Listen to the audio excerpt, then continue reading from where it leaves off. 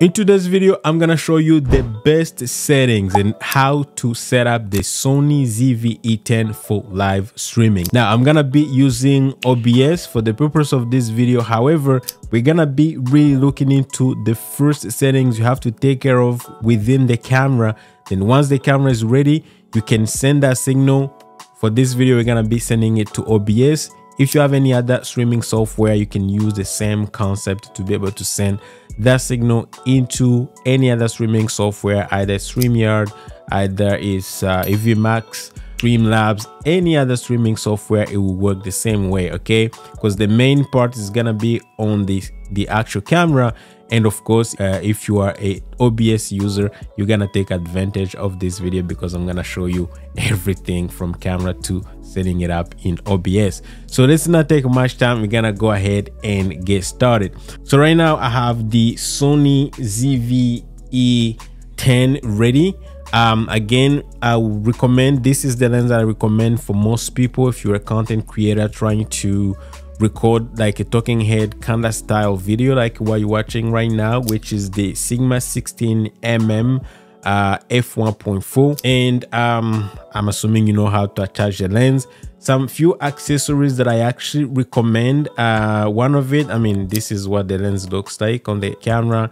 I've got this cage that I got for it, but this is really because I wanted to use it for photography, including this little grip here. Basically this is mostly because I wanted to use it for photography. So if you're not gonna use it to take pictures, you don't need to get all these extra accessories. But other than that, I've got this little adapter here. This is micro HDMI to full size HDMI adapter that you're gonna need to be able to connect. As you can see, the Sony ZV-E10 has this micro HDMI port for you to be able to send that signal into your software or into anything that takes HDMI. Okay, of course you're gonna need an actual HDMI cable, which is this cable that I have right here, and basically this plugs into my micro HDMI adapter, and this is the end that's gonna go into my ZV-E10. So we're gonna be connecting this right after we take care of the camera settings, of course. So now let's go ahead and actually check out the basic camera settings. They need to make sure they're well set before you start live streaming. So this is what the ZV-E10 is gonna look like when you receive it, and this is your on and off button. Okay, so basically, as you can see, there's off, on. So right now it's on, and then you got this other button here. This is mostly for changing the mode. So you have three different modes. The first one is photography mode, you have the videography mode, and S and Q, slow-mo, and I don't remember what the Q stands for, but if you want to do like 120 frames per second slow-mo kind of style, you can do that. So this is for that. So this button really allows you to, if I hit, it's gonna switch from, like right now we have, you know, I have this photography icon here. If I press the button again, as you can see, it's switching to a video camera kind of icon, which means it's in the video mode. And if I hit again, it's gonna go to S and Q, which is 120 frames per second kind of slow-mo if you wanna do that, right? It's 4 times slow motion. So what I'm gonna do is, because we don't need that, so we need to make sure we hit that button until we get to this M icon. Okay, this is what we need to start. And then once we have it set to that icon, of course you want to make sure that your lens is attached and the battery is inserted. And since we're gonna be live streaming, you can either you have your SD card to insert. Your SD card is gonna be here, but again, it's not relevant right now. You don't have to have an SD card inserted when you're live streaming. If you need to record sometimes and through the camera, you can have the SD card inserted, no problem. All right, so but other than that, we're gonna go ahead and look at some of the buttons. We have this button. This is to control your ISO. As you can see, it says it. So when you hit it, as you can see, you can go through the ISO and everything. Okay, so basically I'm gonna show you how to set that up because we're gonna be using manual exposure. I like manual exposure. This camera can do auto exposure, but since you're watching this video, I might as well just teach you how to set it up manually so you can be in control of your live streaming or your camera settings. All right, you have this one is for display, so if I want to clear the screen or have few options when I display stuff, so you can use this one. And then you have this other one for auto, ISO auto. Again, I never use this button really, or some of the stuff they have filmed before, but mostly really the buttons that we're gonna be using is gonna be this menu icon and menu button, which is here, and of course some of these candle wheels, you know, that you can use to change some, you know, values that we're gonna be looking at as well. And this one to start recording if you're recording video. This one is not relevant for live streaming as well. And this one is for zooming. If you need to do some digital zoom, you can use this button here. And then this one is what they call defocus. Kind of if you want to get like a blurry background automatically, you can use this one. But again, I'm gonna show you how to get it, so you probably don't need this button at this point. Okay, so that's pretty much it. So what we're gonna do is we're gonna go to menu. Okay, and then again, you want to make sure you are in a video mode, and then I'm gonna go to the very beginning here. So use this thing, this wheel here to, is it called the wheel? Yeah, whatever it's called. All right, to navigate through the menu. So the first thing you always start from the first Sony menu is kind of tricky, but always start from here. Okay, and then what we're gonna do is we're gonna go through everything, but I'm gonna show you like the key things that you need to really change. Okay, so we're gonna go here. As you can see, there's nothing. This is the button that you need to kind of use to navigate. Nothing interesting here. On this page, there is the first on the camera icon, and that's page 1, 2, 3, 4. Page 4. You want to go ahead and check your focus mode. Okay, focus mode, you want to click to it, and then you want to make sure you choose continuous autofocus, or AF. Okay, that's what you need. Focus area, I keep it to wide. Okay, again, you have few options here. If you want to like a specific spot, for me, I keep it to wide and it does work. Okay, this is something you can play with, by the way. Okay, and then focus area limit, I don't really touch that. I go to face and eye autofocus set. Okay, click to that, and then go to where it says face eye priority in autofocus. This is where I set the camera, because I want the camera to focus on my eye and my face, because again, you're doing talking head videos. If you're using for something else, you can also try subject detection and choose human or animal. All right, so again, if you're shooting an animal, that's for animal. Since we are here, so subject detection, keep it on human, of course, and then face and eye priority in autofocus, keep it on. All right, and everything else, just leave it the way it is. You can leave right, left eye, auto, face eye, frame display, keep your own, animal eye display, I keep it on, no problem. That's not gonna change much. Okay, so make sure that's set. And then another thing we're gonna do, we're gonna go to autofocus with shutter. I mean, most of these things are going to be on. The key thing really, you need to make sure your focus mode is on continuous autofocus and focus area wide, and then face and eye autofocus set, and then make sure it's on face and eye priority. That's it. Now we're gonna go back. Okay, go back to the next page. Nothing here, and then nothing here. ISO, we can still change it later on, so you don't have to change much here on the ISO. Keep going. White balance. All right, white balance, this is very, very important. Okay, so we're gonna go to white balance, and then click to white balance. Of course, when you get here, you're gonna get a lot of choices here. Auto, white balance, blah blah blah blah, so many choices here. Okay, now if you're scared and you don't know your lighting, you can go to auto white balance, and it's gonna try to auto white balance depending on, you know, where you are and type of lighting. This is not what I recommend. Okay, if you're watching this video, I recommend you go to kind of manual white balance. Okay, so here's what you need to do. The first thing, you need to check the key light that you buy, you purchase. Go to the listing, either you go to Amazon. The light that you buy is gonna tell you exactly the color temperature, so make sure you know, okay, or find out the color temperature of your key light. Okay, mine is the Godox SL60W, and the color temperature is 5600 Kelvin.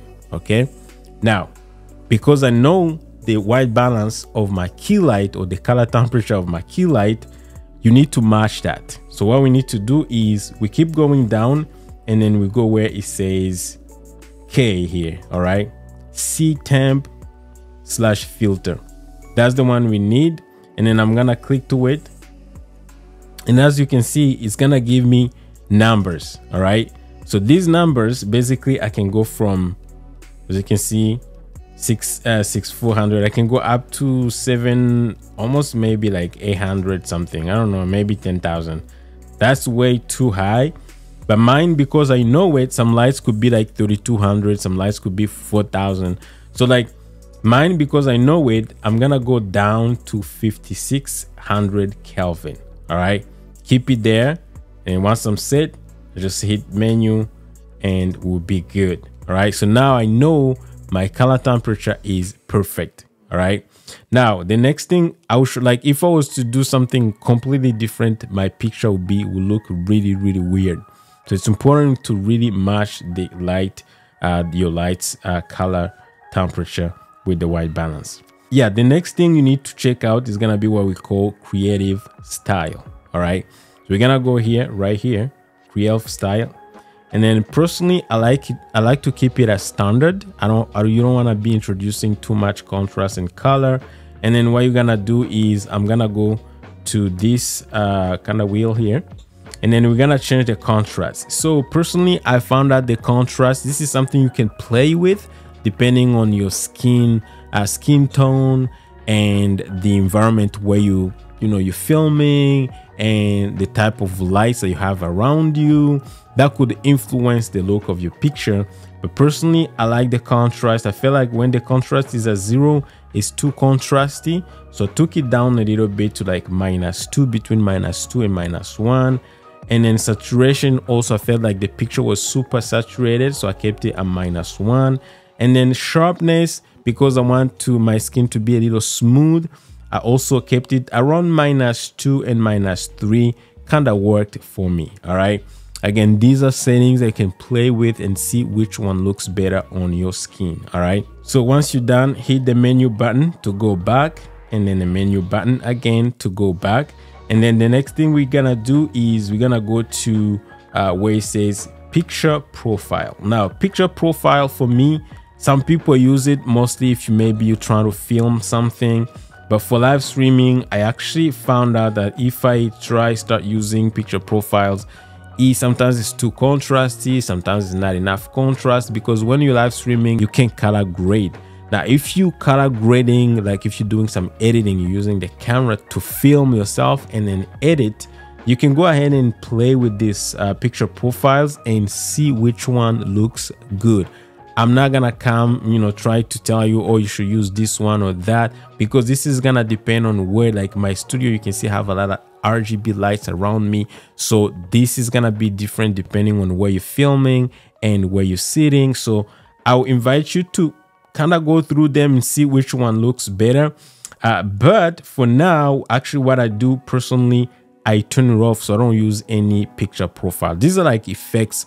It's like applying a light or a look on your overall kind of like image. All right, so these are things that will keep it open for you guys to kind of explore and see which one actually looks better. All right, so we're gonna go ahead and hit the menu button and continue, keep going. So we're gonna go to the next page. Another cool effect that I actually found very interesting is this one called soft skin effect. So personally, I tried it and it looked good. Felt like my skin was kind of a little harsh before.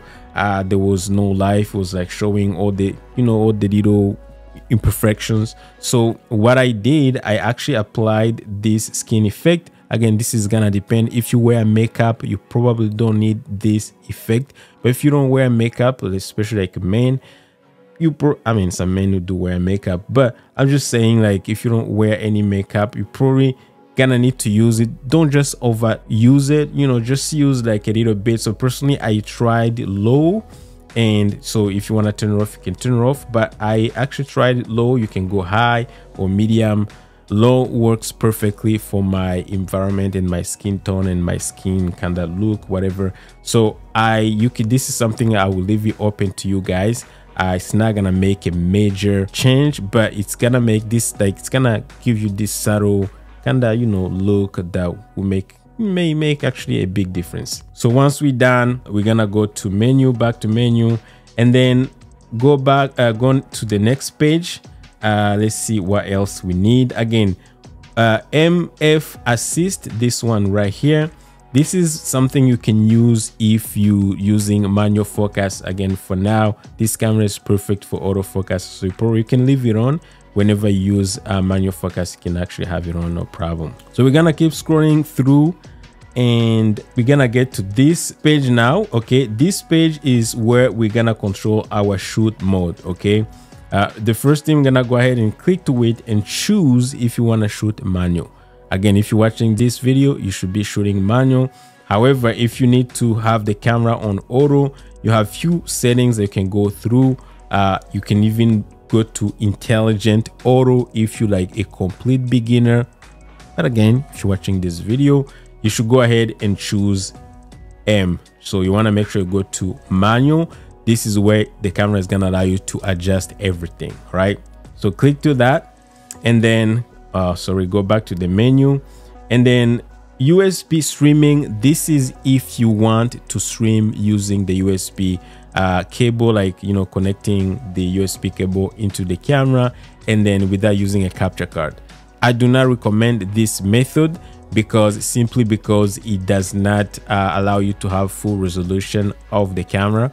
It gives you 720p. If you were using the camera to do a quick zoom call, maybe you can do it. You can use this option, but I don't recommend it. So just leave it the way it is. And what we're gonna do, we can actually use that USB port to be able to charge the camera. That's how I use it, so that when you live streaming, you don't have to worry about the battery dying on you. All right. So USB streaming, you can leave it the way it is. You don't have to play with it. Go to file format, click to this. This is mostly when you are using the camera to record. So I recommend you actually, if you streaming, if you filming in full HD, or if you're streaming in full HD, just leave in full HD. If you're gonna be recording 4K, you can go ahead and enable 4K, of course. Now for recording settings, you wanna go here and click to it. And then since you're gonna be streaming in 30 frames per second, again, so I like to keep the camera also for the recording settings in 30 frames per second, 50M. You can go lower if you don't have a good SD card or a good storage. Personally, I like to do 30 frames per second, which is great if you're doing talking head. If you are into gaming and sports, you want to go 60 frames per second, of course. Now S and Q settings, this is where you can control slow motion and stuff like that. This is not gonna be something that we're gonna be using for streaming, so we're gonna skip it. Next page, we have for audio recording. You want to make sure it's turned on, because if you're using the camera with the microphone attached to it directly, if you don't have an external microphone like the one that I have here, you want to make sure you actually toggle audio recording, and of course for your recording. So you want to make sure this is on, and everything else, like, leave it the way it is. Audio levels, display, that can stay on, this one right here. And what else? Steady shot, this is like internal stabilization. It's not internal, it's like, you know, the camera is going to stabilize, digital stabilization. This one, you can keep it off, all right, because it does apply a crop. So if you have the camera on a stand or tripod, you don't need to have it on. Okay, so turn it off. All right, so make sure it's off. And then here everything looks good. Recording lamp, you can keep it on, that's good. Go to the next page. Go to the next page, leave everything on here. Go to the next page. Go to the next page. Next page. Next page. Now, smartphone connect, this is something you can use if you want to connect a smartphone to be able to control the camera remotely. This will probably be for a different video. And next page, next page, next page, next page, next page. So on this page, we have the power setting options. This is probably something you can play with, like power save, start time. So like the camera will shut, like if you just have it on and you're not using it, it's gonna shut down the screen. I think for me, you can turn it off if you want. For me, I don't see any problem with it. It just saves the battery because the batteries do, run fast, so run out fast. So you could leave it at 1 minute. Again, this is gonna be your personal preference. Power save by monitor. Again, on this page, really, there's not much to do. It's gonna be optional, and everything else should be set. If you wanna change from NTSC to PAL, again, you can go to this menu here, depending on where you live. If you live in Europe, Australia, I think they use PAL, so you can actually go to this right here. Again, I'm just gonna go change here, go back because it's already set to NTSC. Another thing that you need, actually, that's gonna be super crucial, is gonna be HDMI settings. Okay, so if I go here to HDMI settings and go to HDMI resolution, click to it. If you want to output between 4K to 1080, you can choose this this setting. But for us, we're gonna be using 1080p, so we're gonna go ahead and choose, make sure we select that.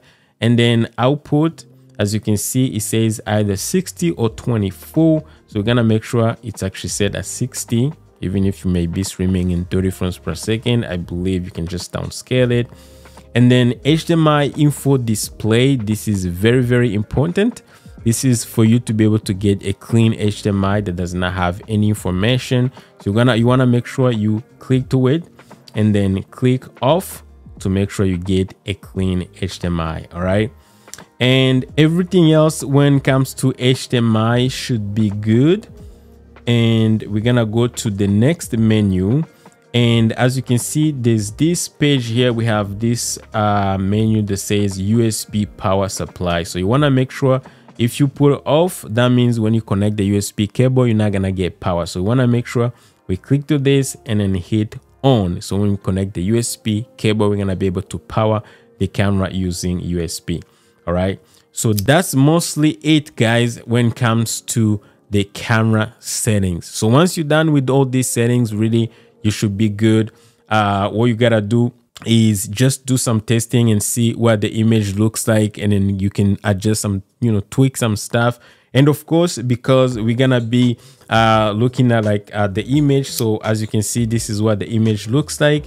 And if it's not good, there are a few things that I want to show you how you can actually, since we're using manual exposure. So we have 3 things to control. Number 1 is the ISO, number 2 is the aperture, and number 3 is the shutter speed. So I'm gonna show you now what it's gonna look like. So if you look at the camera screen right now, we have this number here, 1/160. This is our shutter speed. If we go here, you see where it says f1.6. This is our lens aperture number. And then we have our ISO right here. All right. And this is, as of now, it says 160. All right. And this is what makes our image look good or look bad. Okay. Now, the first thing, because if you have a camera like this and you have a good lens like the lens that I have or I recommend, the first thing you want to do, you want to make sure you have the lowest aperture number, because it's going to give you a good blurry background. Now if you want to have more things in focus, you can actually go up, change the aperture. And to change the aperture, really, it's actually easy. You use this button right here. All right, so this button right here, this is the one you use to change the aperture. So as you can see, as I move it, I'm changing the aperture and the image is getting darker. See? So all these three elements do control the darkness or the brightness or the exposure of the image. So you want to make sure you keep that number as low as possible if you want to get a good depth of field or a blurry background. Okay, that's number one. Okay, so we want to make sure we keep it at f1.4. The next thing we're gonna take a look at usually is gonna be our shutter speed. Now it's gonna be this number right here, and what we need to do, personally, since we're shooting 30 frames per second, I like to keep it at around 1/60, but I'm kind of flexible, so I can still do 1/100 as well. So but to start, always put it at 1/60. All right, basically 60 is like a double of what we're shooting. So since we're shooting in 30 frames per second, we're gonna put the shutter speed at 1/60. All right, so once we have those two numbers set, now we can play with the ISO, because sometimes you can set it up and the image kind of looks like really bright. Okay, but since right now it looks actually, it's not bad, it's not that bright, the next thing we can play with now is gonna be our ISO. Again, I didn't show you how to control the shutter speed. It's basically this wheel right here. Okay, you just have to turn it and make sure you get the right shutter speed. Okay, now the next thing, we're gonna press this button. Okay, the same wheel, but press where it says ISO, and then we can control the ISO. So ISO, we want to make sure right now, as you can see, it says it's a 200. All right, but we can go as low as possible. Usually the ISO is the tricky one. You want to keep it as low as possible as well. Okay, so if, let's say, you're struggling with your lighting and everything, you can set your aperture and set your shutter speed, you know. But then when you get to ISO, you want to keep it as low as possible, but you can still be good, like from 100 to something like, you know, just keep going to 250, 400, 500, 600. But once you get in thousands and over like 2000, as you can see, it becomes too bright, but also like you may start introducing a lot of noise. So that's why you want to keep also like your ISO a little lower. But again, you're still good anywhere under 1000, even like a little above 1000, it should be good. Okay, but the lower ISO you have, also the better, so which is good. Right now I have good lighting, so I can go ahead and keep my ISO at around 160 and the image looks good. Now I can play with the ISO and keep changing until I get like something that looks good. And right now the camera is ready. Okay, once you have your ISO and everything is ready, all you gotta do is take your HDMI cable really and connect it. So we're gonna go ahead and connect our HDMI cable just like so. All right, and then if you have a USB cable, right now I'm using the battery, but if you have a USB cable to charge the camera, to keep the camera on, you're gonna go ahead and plug it as well, just to make sure the camera stays on when you're live streaming, and you're gonna be good to go. So right now what I'm gonna do, I'm gonna go ahead and set up the camera and show you the image that we have, what it looks like. And when you set up yours, make sure it looks like that. And of course, once you're done, I forgot to mention to be able to connect to your computer so that you can see it in OBS. Right now for me, I have my A10 Mini Pro, which is like a switcher, so I'm connecting the HDMI into the A10 Mini Pro. However, if you only have one camera, you don't have to buy a switcher that can take up to 4 HDMI inputs. You can simply buy a capture card. Let me show you what it looks like. You know, something like this that basically will allow you to connect one end of HDMI in here coming from the camera, and this is the USB part that will connect into your computer. Once that's connected, we're gonna be able to access that inside OBS to start live streaming. So let me go ahead and set up the camera and show you what the image looks like.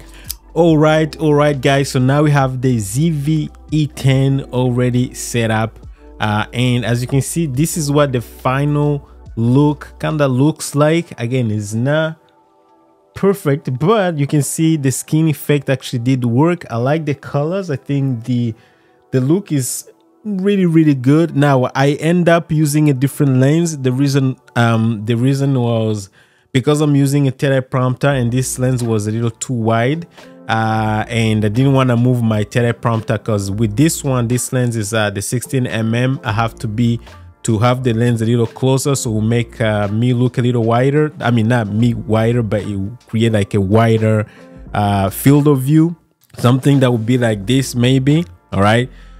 So because I already like have everything set up, so I didn't want to mess up my, I already have another camera set up, and my GH5 and then my teleprompter. I didn't want to mess up everything in my studio. However, this gives you an idea of the kind of look that you will get. So basically, I'll have to probably move the lens a little back, or kind of use this one and kind of move a little forward towards my screen right here in front of me. But you can see we got the blurry background. The background behind me is super blurry. The camera has me in focus, and the exposure is really good. I will probably tweak my face a little bit, take the ISO just a little bit down to make sure it looks good. But other than that, even the way it looks right now, I feel like it looks really good. Right, I have my lighting looks good, the saturation, I feel like everything's balanced, and I'm kind of happy with the look that I have right now. So if I want to focus, that again, like I told you guys, like look at this, like the camera is super fast. If I'm doing like product demos, I can just come from like showing my face to showing something on the camera.